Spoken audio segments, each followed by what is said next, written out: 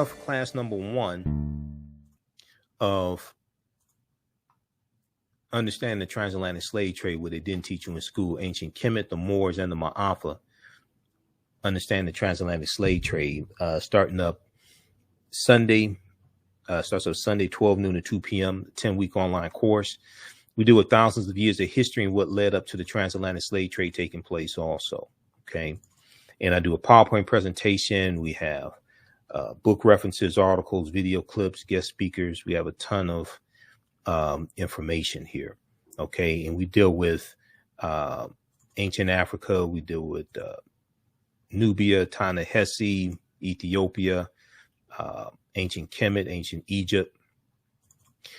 We deal with some of the understanding, some of the mythology and netters and stories of Asar, Aset, and Heru, who the Greeks called Osiris, Isis, and Horus. So we take you through our history, take you through the chronology of history, so we can see what leads up to the transatlantic slave trade taking place, okay? We deal with Aset, and we deal with the how Europeans in Europe were worshiping the Black Madonna and Child even before the Moors go in 711 AD. And as you have a rise of European powers coming out of the Dark Ages, you're going to have a rise of the European phenotype as well. And you're going to have these images that were African reinterpreted as European. We talk about Dr. David Imhotep's book, The First Americans Were Africans, Documented Evidence, and the African presence in the Americas dating back at least 51,700 years ago.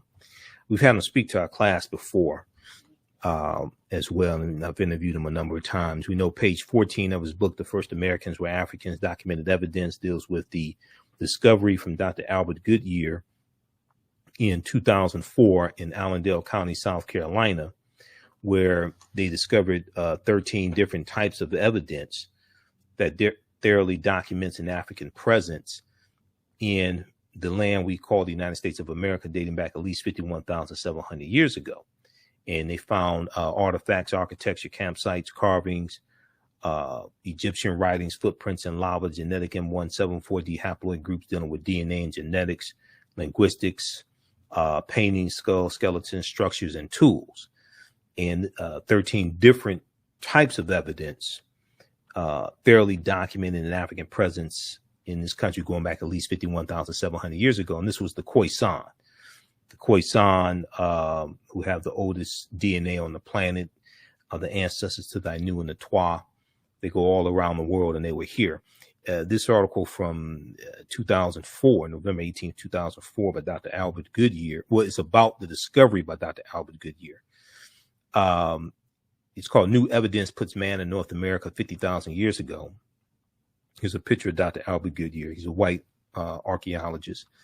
And a summary from ScienceDaily.com, which is a scientific journal, scientific website. They have scientific discoveries, archaeological discoveries. It says radiocarbon tests of carbonized plant remains, where artifacts were unearthed last May along the Savannah River in Allendale County by University of South Carolina archaeologist Dr. Albert Goodyear, indicate that the sediments containing these artifacts are at least 50,000 years old, meaning that humans inhabited North America long before the last ice age. Okay, so who were these humans?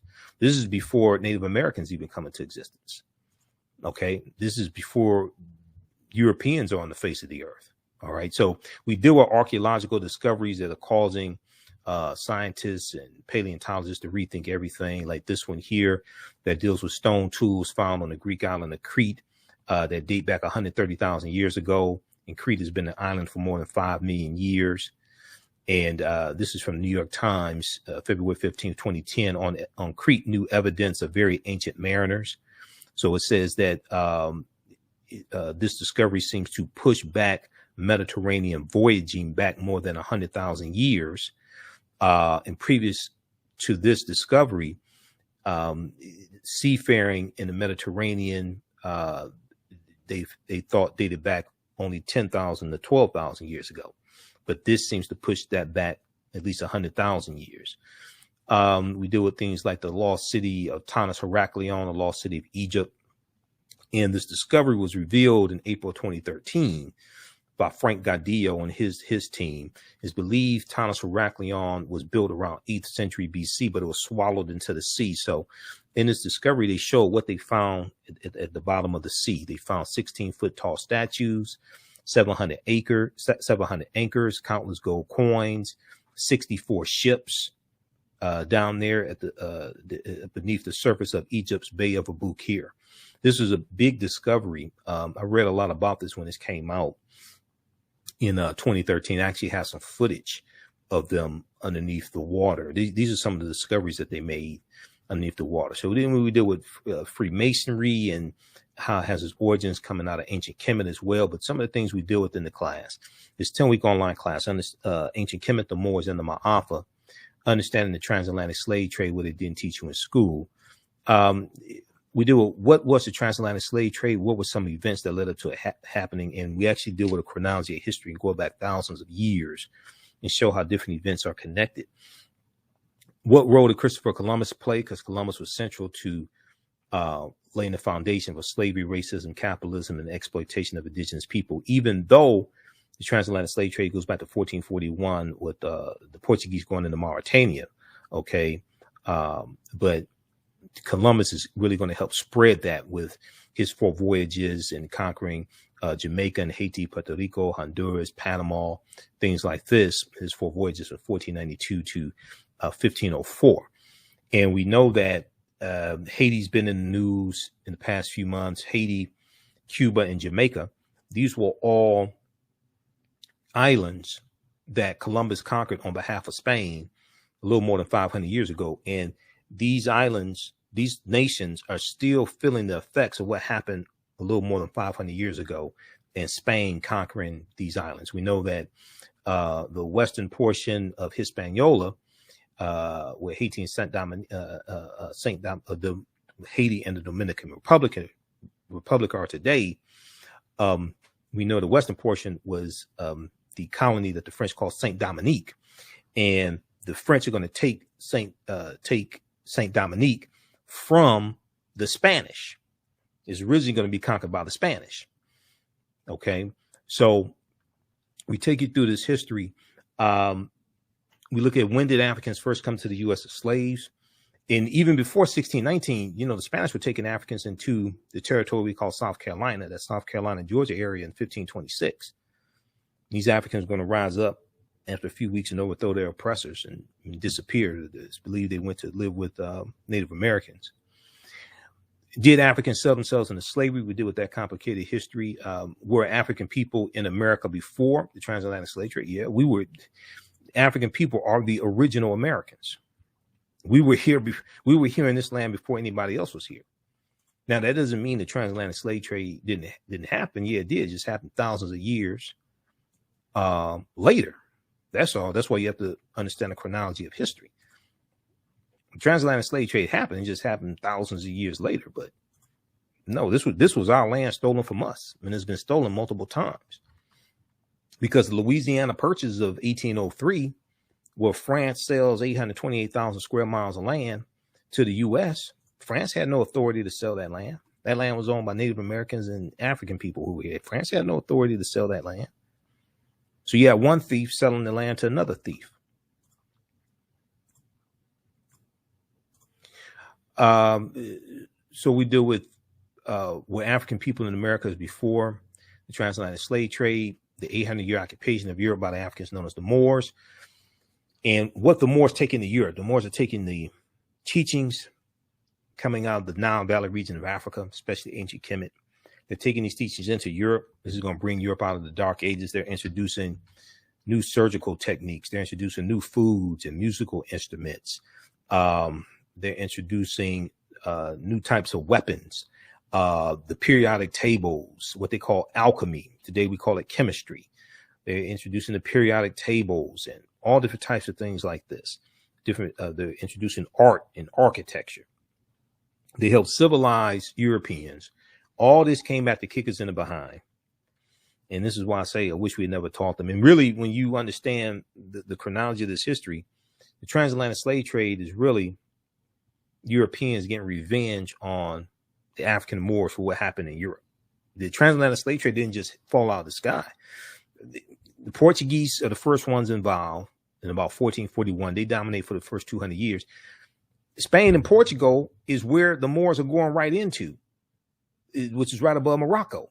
The Portuguese were the first ones involved in the transatlantic slave trade. The Spanish are going to be next. And the Moors are changing the complexion of Europe to various extents, especially in Spain and Portugal, because they're intermixing into the European population. Okay, so we deal with shocking archaeological discoveries that are causing experts to rethink everything. The role insurance companies played as well, because insurance companies took out insurance policies on slave ships and enslaved Africans on plantations. Freemasonry, America and the Founding Fathers, origins of the term America and Africa. We do a lot, the bubonic plague, the Black Death, it hits in spurts from 1347 to 1400. Europe is going to lose between a quarter to a third of their population, somewhere between 25 million to 75 million people over the course of decades, based upon attributed to the bubonic plague, the Black Death. We talk about Mansa Musa, we talk about Ghana, Songhai, and Mali, connection between Mansa Musa and T'Challa in the film Black Panther. T'Challa is the richest man in the Marvel comic universe. We know Mansa Musa was the richest man in the history of the world, became emperor of the Mali Empire, 1312 AD. So we talk about ancient Kemet and the Neter, and we deal with the film Black Panther and show how the film Black Panther relates to African history, African culture, African language, spiritual systems. We know the Panther deity Bast in Black Panther comes from Bastet, the cat in ancient Kemet, who was a Neter. Ancient Egyptian goddess worshipped in the form of a lioness and later a cat. And Bastet was the Neter of warfare in Lower Kemet, Lower Egypt, worshipped as early as the Second Dynasty, 2890 BCE, before the Common Era. We do it what the word Wakanda means, because Wakanda is a real word. We find it in the Omaha Ponca language, Sioux Indian language. Is also in Key Congo. It's a Bantu word as well. Wakanda means possesses secret powers. We deal with Columbus and where Columbus went on his 4 voyages. We just go chronologically throughout history. And Columbus never came to the land that we call the United States of America. The closest Columbus came here was Cuba, which is about 90 miles away. This is where he went on his 4 voyages. He goes into the Bahamas, Cuba, Hispaniola, was Haiti and Dominican Republic. That's in 1492. 3rd voyage, September 1493, he goes into the West Indies. He goes into Puerto Rico and Jamaica. Okay, in 1494. 3rd voyage, so that's 2nd voyage. 3rd voyage, May 1498, he goes into Trinidad and the Venezuelan mainland in South America. 4th voyage, May 1504, he goes into Panama and Honduras in Central America. Okay, he never comes to the land we call the United States of America, but we still feel the effects of Columbus conquering those territories, those islands, on behalf of the Spanish crown, King Ferdinand and Queen Isabella. So those are just a few of the things that we deal with. We talk about the fake Willie Lynch letter, 1712, also, because Willie Lynch never historically existed. You should throw that in the garbage can. Okay, so those are just a few of the things that we deal with in the 10-week online course. All right. So if any of that interests you, be sure to register for the class. We do the sessions live. All the sessions are archived, recorded. You can go back and watch them anytime. Now, you can see me in the class. I can't see you. It's not like a Zoom call at work, and you can see everybody there, right? It's not like that. So you don't have to worry about, you can be in your pajamas if you want to. You can have a bonnet on or what have you. We have a live text chat in the class. You can ask questions also. So the course is regularly $130. It's on sale $80. And you have access to the class even after the course is over with. You can go back and watch the whole thing. So next year, if you want to watch the full 10-week class, that's fine. And since it's archived, you don't have to worry about being in class at a certain time. So I teach this one. The second class I teach meets on Saturdays, 12 noon to 2 p.m. From the Civil War to the Civil Rights Movement and Black Power, 1865 to 1968. This class basically picks up where understanding the transatlantic slave trade leads off. Okay. So we deal with the Civil War, 1861, 1865, and some events that lead up to the Civil War taking place. The Louisiana Purchase of 1803, the Texas winning its independence in 1836, Texas becoming a state in the Union, 1845, Mexican-American War, 1845, 1846, Treaty of Guadalupe Hidalgo of 1848, that ends the Mexican-American War. Out of the Treaty of Guadalupe Hidalgo, the U.S. is going to get the land that makes up California, Arizona, New Mexico, Colorado, Utah, and Nevada. They get all this land. Mexico loses about a third of their territory, and the U.S. gets all this land. And then you're going to have to organize this land and determine which territories are going to have slavery, which are not, things like this. So you have the Compromise of 1850. And the Compromise of 1850 consists of 5 bills, and some of that has to do with organizing that new land coming from the Treaty of Guadalupe Hidalgo. But the Fugitive Slave Act of 1850 is one of the bills that's part of the Compromise of 1850. And the Fugitive Slave Act intensifies the abolitionist movement, makes it more dangerous for runaway slaves who run into the North, and causes more of them to go into Canada. Okay. And the Compromise of 1850 is a result of is a consequence of the Mexican-American War of 1846 to 1848. Then you have the Kansas-Nebraska Act of 1840, the Kansas-Nebraska Act of 1854.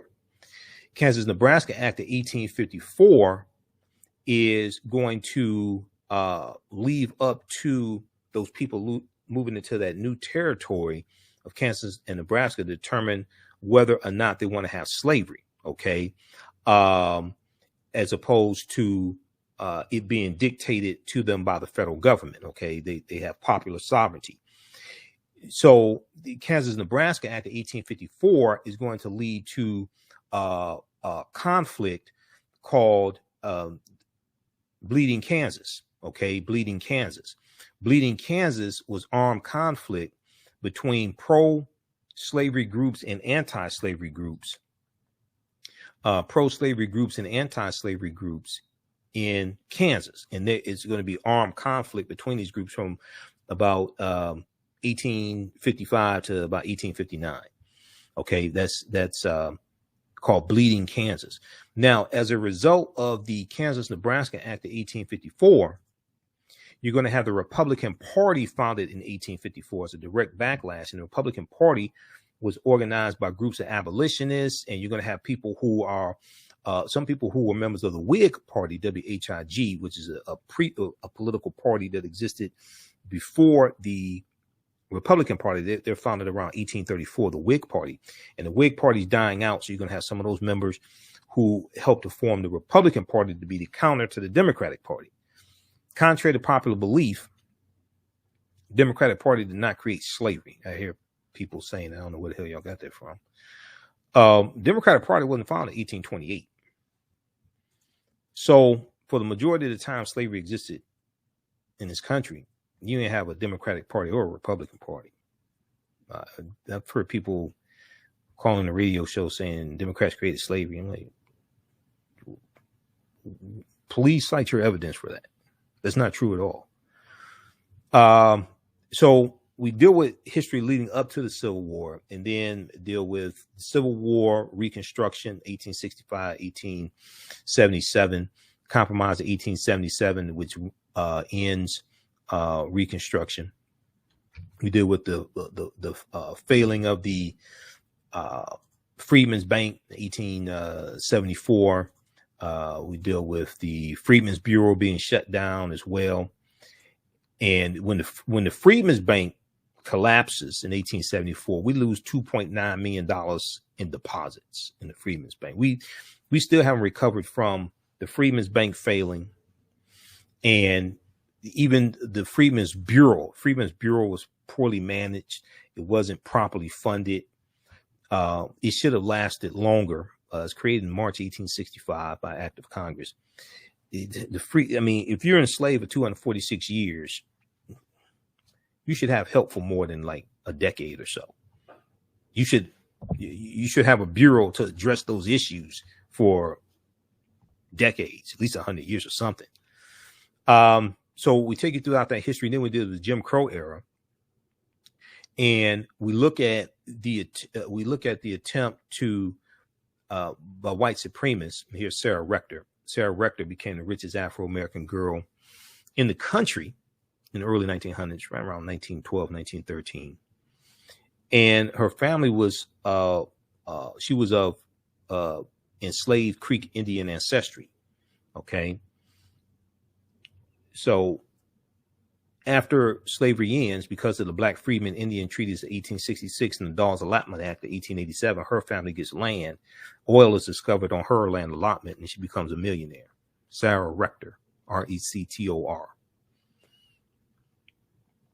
So we deal with, we also show the laws and policies that were put in place after Reconstruction ends as well. The Ku Klux Klan Act of 1871 was crucial. That is extremely important because President Ulysses S. Grant declares martial law. He declares martial law in 9 counties in South Carolina to crack down on the Ku Klux Klan in October of 1871. Let's see here. Okay, so we deal with different massacres that take place. Colfax Massacre, Eufaula Massacre in Alabama, Vicksburg, Mississippi massacre as well, 1874, all these massacres. But we deal with how also the laws and policies put in place to take back control of political office in the South, take back control of the state legislatures, okay, like the Mississippi Plan of 1890, okay, the Mississippi Plan of 1890, where the Mississippi State Convention meets, and the judge that is presiding over the Mississippi State Convention, he says, we are here to exclude the Negro. His name was Judge Solomon Saladin Calhoun. He said, we are here to exclude the Negro, because African Americans were the majority population in Mississippi. Okay. And we were electing people in the office. We're electing African Americans in the office. And what you're going to have is this attempt by these white supremacists to pass laws to suppress the African American vote, just like they're doing now. Republicans in 49 state legislatures have over 400 bills proposed, and they've already passed bills in Texas and in Georgia. The same thing happened after Reconstruction ended. And Mississippi, what Mississippi did was known as the Mississippi Plan. And that became the model that other southern states adopted. South Carolina, 1895, Louisiana, 1898, Alabama, 1901. But if you look at poll taxes, Florida was the state that had the first poll taxes in 1889. That's a year before the Mississippi State Convention.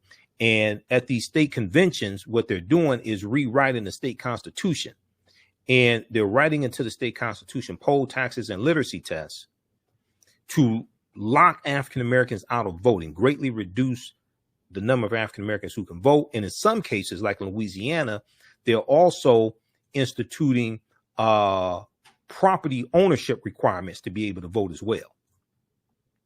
At the 1890 Mississippi State Convention, a new constitution was adopted that included a literacy test and poll tax for eligible voters.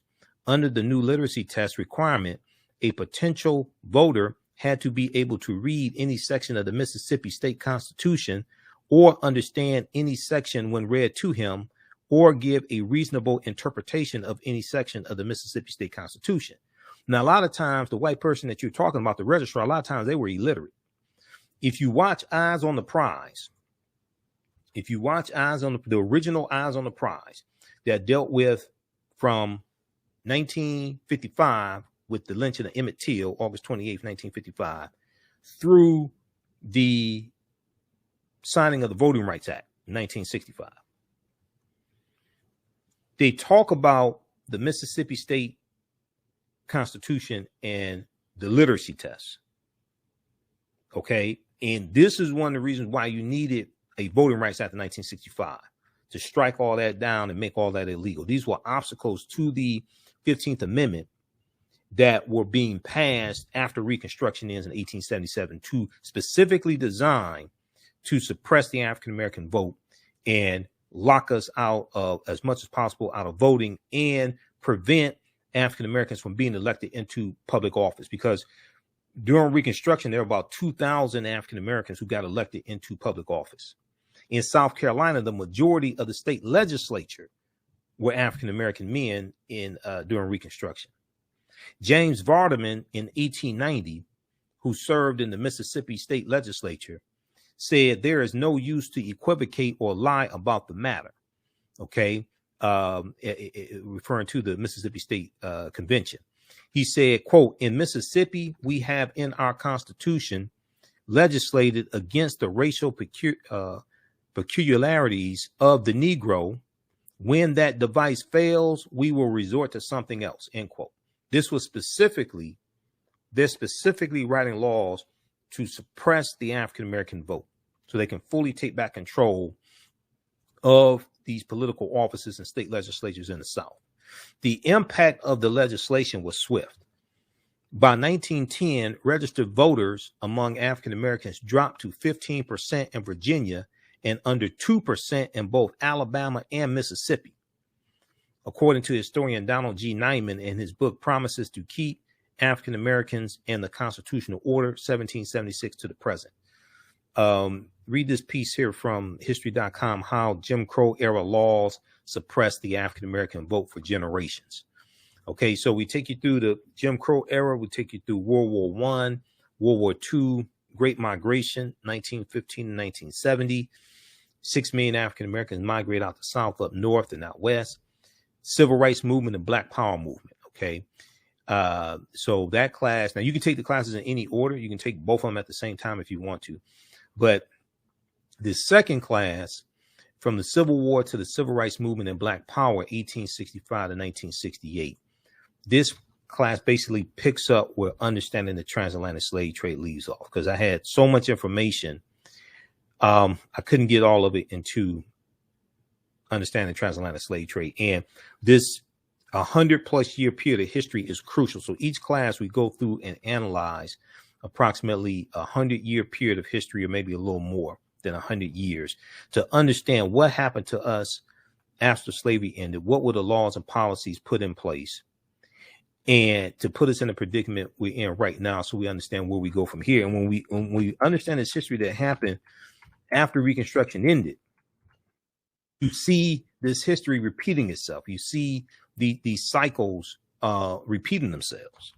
So we have to understand this history so we can keep this cycle from happening again.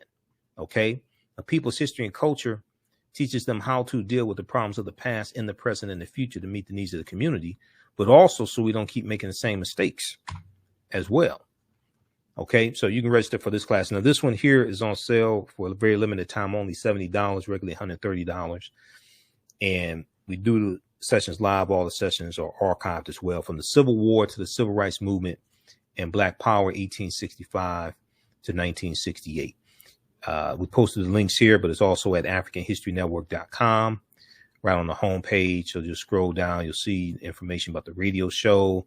We have a sale, AfricanHistoryNetwork.com also. Current promotion, get 20% off DVD lectures and downloads, orders of $100 or more. Use promo code AHN20 off 2021. Okay, that's going through the weekend. Scroll down and you see the information for the classes. Just click on register here. It takes you to the next page, and click on enroll. As soon as you enroll, you can start watching the content. You can join us in class. Okay. And if you have any questions or need any special accommodations as well, you can email us at ahnshow@AfricanHistoryNetwork.com, ahnshow@AfricanHistoryNetwork.com. We'll try to accommodate you. Also, if you want to pay through PayPal, we can set that up as well. All right, we have to get out of here.